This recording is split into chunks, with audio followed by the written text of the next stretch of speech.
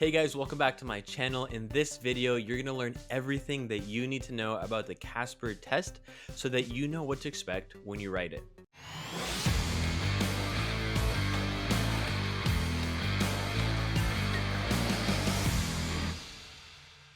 This is the first video of a 3-part video series, which is part of a collaboration that Molly from MedTrek and Gianluca from NextGen MD and I are working on together to give you guys the best information that we can by sharing our experiences, answering your questions, and even going through practical examples in each video. So after you watch this video, which is going to be the foundation, it's going to set the pace for the next two. Make sure to watch it all the way through for the most amount of content and value. Go to Molly's and then go to Gianluca's.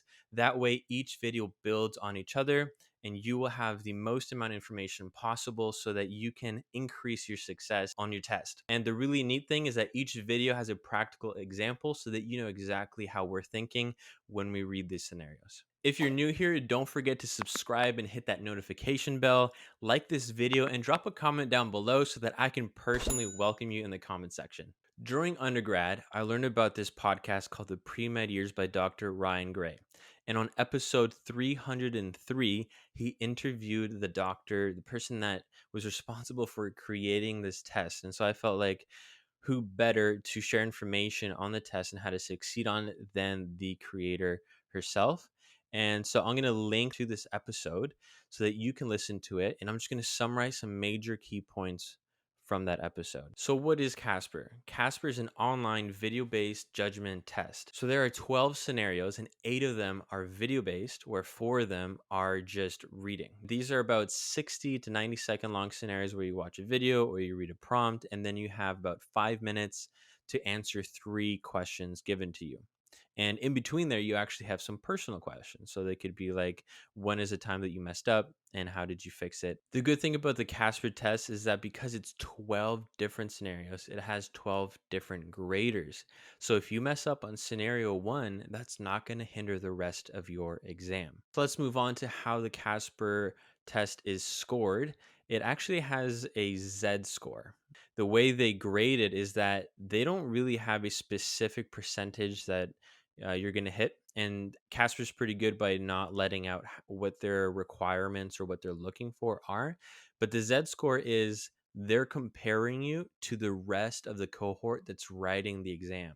So they'll take an average, however they grade it, and then compare you to that. And whatever your Z score is, that's what they pass on to the universities. And that is the score that is going to determine if you get an interview along with your previous applications. This year, though, there is something new, a new feature called Video Snapshot. And reading off of their website, it says this: Snapshot is a 3-question, one-way interview tool taken through your Take CASPer account. Once you sign into your account, you should see a prompt to complete Snapshot. You will have the opportunity to practice responding to a practice question before starting Snapshot. I've never done this, but the description is pretty straightforward. You get to read a question, and you have 2 minutes actually to read and respond to that question, and you only have one shot. So make sure to practice a lot on their website. They do have practice questions where you, just like you can do a practice CASPer test, you can do a practice snapshot just to get the hang of speaking in front of a camera, wording your sentences, getting that speed to a good speed, and not being stressed and having that anxiety. So make sure to practice a lot before you do the real thing. The neat thing is, though, that you don't have to do Snapshot the day of CASPer, which is good because after your CASPer exam, you're probably going to be drained and you want to clear your mind, gather your thoughts another day to do the Snapshot test. Here are some of the questions that you could potentially be answering. Tell us about someone you admire and why, and what is an obstacle you have faced and how did you get through it? So imagine you'd be reading that and answering it with 2 minutes and then moving on to maybe the next prompt question. As of right now, the only medical school in Canada that requires the snapshot is Dalhousie University.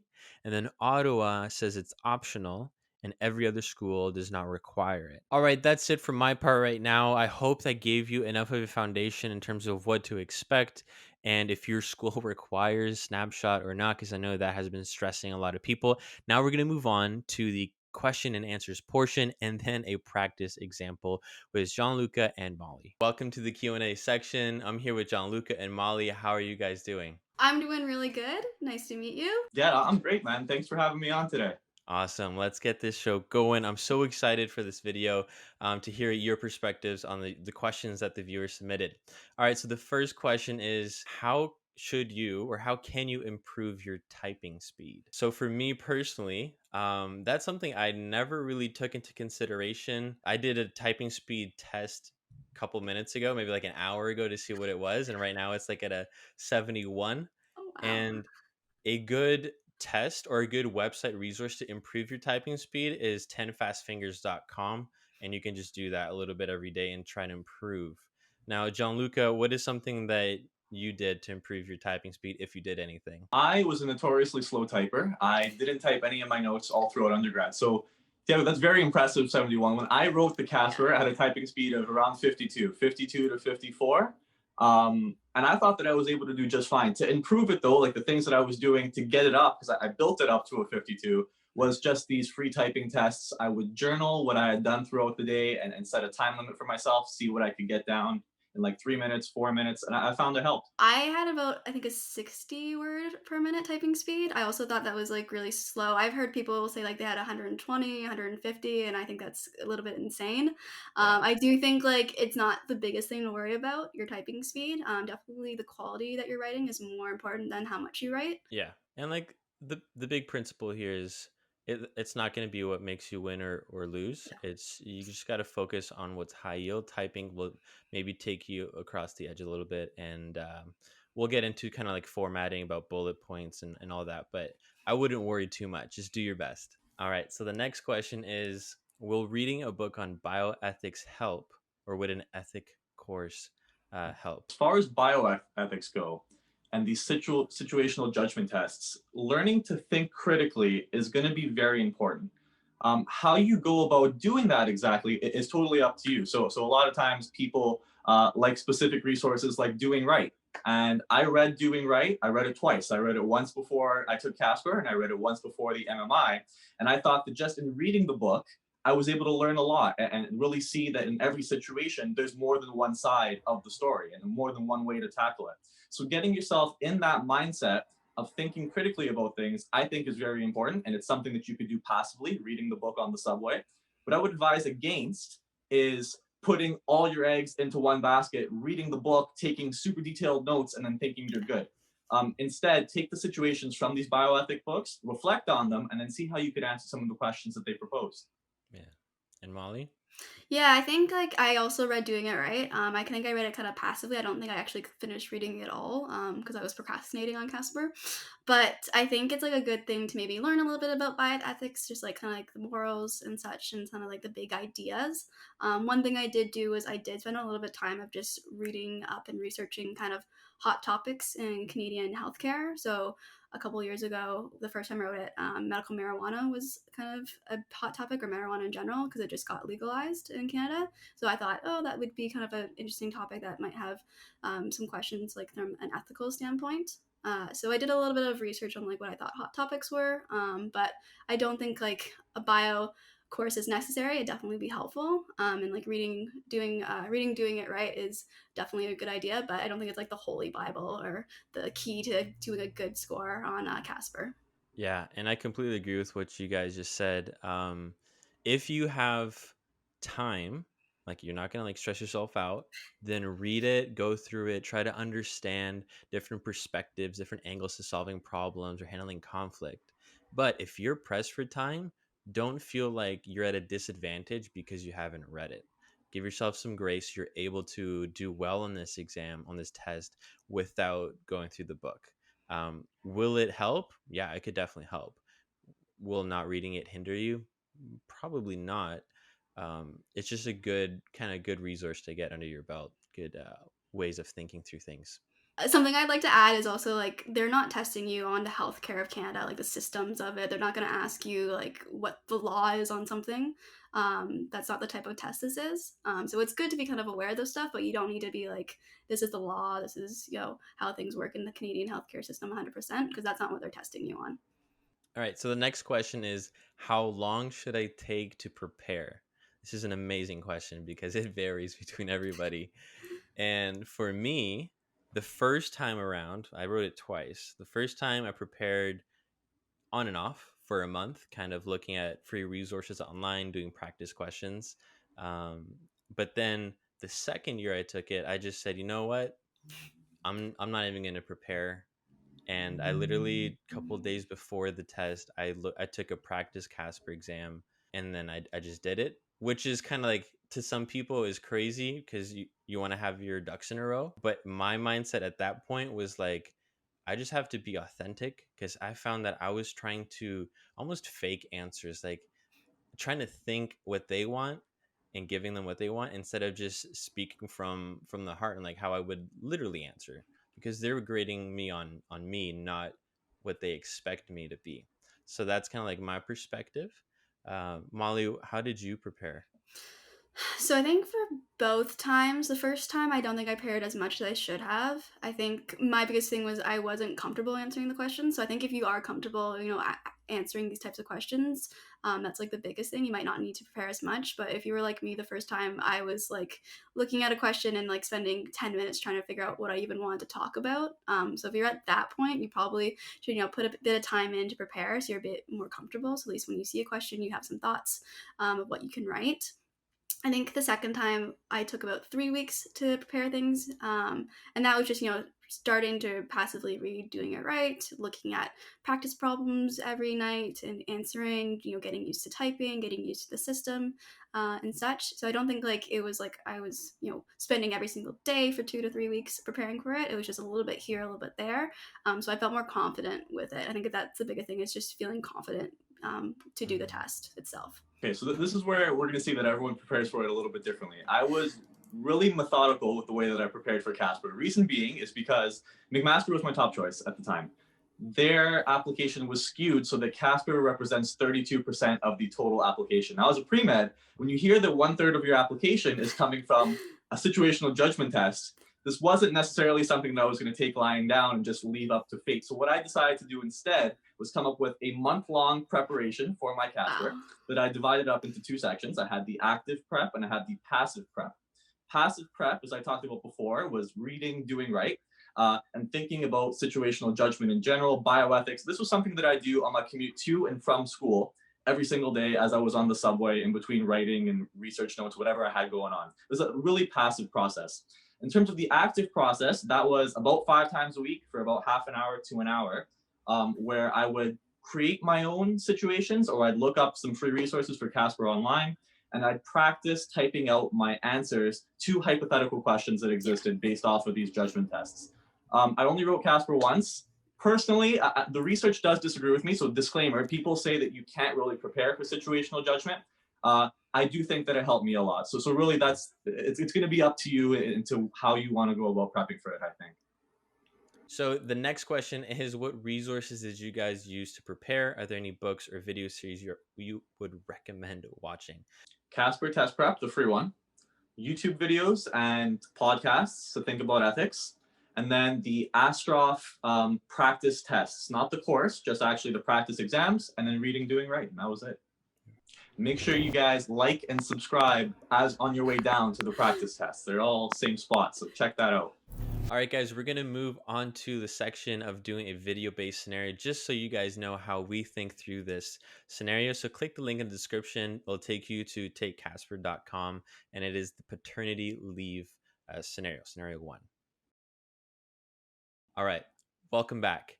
We're just going to talk about how we thought about it and discuss the points that you should probably be thinking about it, but we're not going to give you guys the answer. We're just going to help you think through it. So, Gianluca, you have some great tips, a great flow in how you would answer this question. Do you want to just run people through it? Yeah, for sure. I mean, the first thing that I noticed in this situation is that we have a coworker who's coming to us with their concerns. And I think in any situation like this, when you have someone sharing some private information, the first thing that I want to do is acknowledge that they're going through a hard time right now, and just let them know, thanks for sharing. I'm sorry that you've been going through a rough decision making process right now, but we're here to support you however way that we can. After hearing him, I'd want to start off in the structure of these are the two options that he's laid out. He could either choose to stay at work or that he could go and take the paternity leave, neither of which are inherently bad. But we can get into a little bit of the pros and cons for both sides. One of which being that, as he already mentioned, if he stays at work, he can provide some more financial support for the family. Whereas if he would actually go and stay with the family, take the paternity leave, then there's a little bit more familial support, which is also very important. And I want to focus that both aspects of these are very important. Then you'd also go ahead and list some cons, and I'll let you guys think about that too. Because the next thing that I want to do after that is get his feedback and ask him, now that these are the two pillars that you've identified, which way were you leaning off to start out with? Did you maybe go this way or that way, and explore that a little bit with him?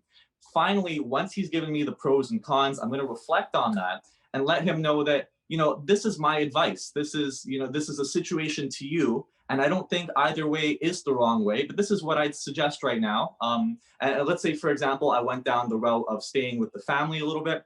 You could talk about how just because you had a friend that had a rough time that went through paternity leave, that's not necessarily reflective of what it's going to be like now in our current workplace. Because as we all know, the climate's changing. Certain things that weren't acceptable a while ago are now commonplace. And really provide your friend that support. Also give him room to ask more questions if he felt like it. Yeah, I think that's like a really great flow. I think that's a really good way to approach the question. Some things I would add just when I was watching the video, what I was, thinking was, does the wife know this whole story about the paternity leave and that it might be a bit hard for him in terms of his job to take paternity leave? Maybe he needs to talk to her about that. So, saying like, talk to your wife. She's part of your support system. See what she's thinking. Is she aware that it's hard to sometimes take paternity leave?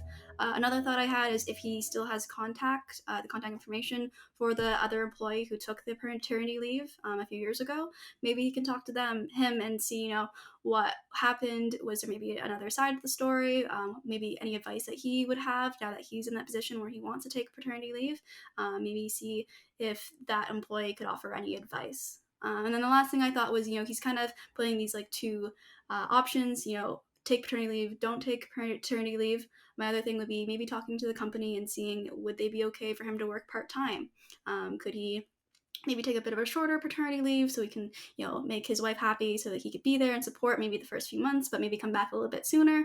Or could he just do, part-time, 20 hours a week or something so he's still involved with the company, can show the company that he's invested and wants to work with them, but he can still also be home. So I think those are kind of the thoughts I had when I was watching the video, and that would be kind of things that I'd want to explore a bit with my answer. Those are amazing answers. And I think I'm just going to highlight maybe the principle that brings all those answers together. When you're watching a scenario like this or handling any type of conflict, helping people make decisions, what you want is clarity. And the best way to get clarity is to ask questions. Like, don't bring in your assumptions of what you think your friend wants. Try to ask them questions like, hey, man, what do you value? Right. So you want to figure out what are his priorities. Does he value his family long term? What is his long term goals, or does he want to make more money short term for later?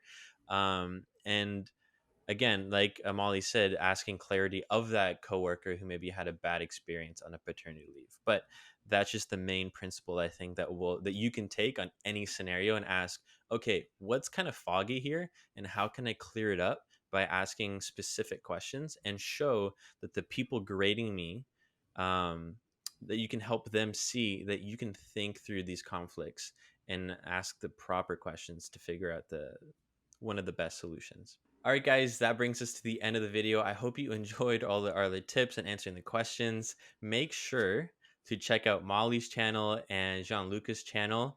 Thank you guys so much. Yeah, man, it's been great. Thanks again for having me, and good luck to everyone getting ready for the test right now. Hope you do well. Thank you guys for watching so much. Also, make sure to check out Gianluca and my video on our channels, and good luck with CASPer this year.